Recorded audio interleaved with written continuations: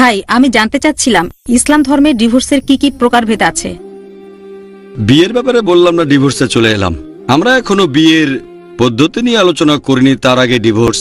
এখন ডিভোর্সের কথা যদি বলতে হয়, ডিভোর্স অথবা তালাককে সাধারণত 5 ভাগে ভাগ করা যায়। 5টা ভাগ। একটা হচ্ছে স্বামী এবং স্ত্রী দুজনেই পারস্পরিক আলোচনার মাধ্যমে। দ্বিতীয়টা হচ্ছে একতরফাভাবে স্বামী যখন তালাক দিচ্ছে। তৃতীয়টা হচ্ছে যদি নিকাহনামায় এটার উল্লেখ করা থাকে, বিয়ের চুক্তিনামায়, যে স্ত্রীও ডিভোর্স দেওয়ার ক্ষমতা রাখে, তাহলে সেও এককভাবে ডিভোর্স দিতে পারে। এটাকে বলা হয় তালাকে তাফউইদ বা ইসমা, তবে নিকাহনামাতে উল্লেখ থাকতে হবে। চতুর্থটা হচ্ছে যদি নিকাহনামায় উল্লেখ করা না থাকে, আর যদি স্ত্রী স্বামীকে ছেড়ে আলাদা হয়ে যেতে চায়, হতে পারে ব্যক্তিগত কারণ, যুক্তিসঙ্গত কারণ বা অযৌক্তিক কারণ, হতে পারে স্বামীকে সে পছন্দ করছে না, সে তখন স্বামীকে অনুরোধ করবে কুলা দেওয়ার জন্য, ডিভোর্সের জন্য অনুরোধ।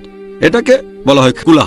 আর সর্বশেষ 5 নাম্বার, যদি স্বামী কুলা দিতে রাজি না হয় আর স্বামী তার সাথে খারাপ ব্যবহার করে অথবা স্ত্রীকে অধিকার না দেয়, তাহলে স্ত্রী কাজীর কাছে গিয়ে নিতে পারে নিকাহে ফাস্ক।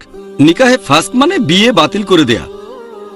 তাহলে এগুলোই হচ্ছে ডিভোর্স অথবা তালাকের 5টা প্রকারভেদ। কেউ শেষের দুটোকে এক করে দিয়ে বলে 4 প্রকার। তবে ইসলাম ধর্মে ডিভোর্স বা তালাক হতে পারে এরকম 5 প্রকারের।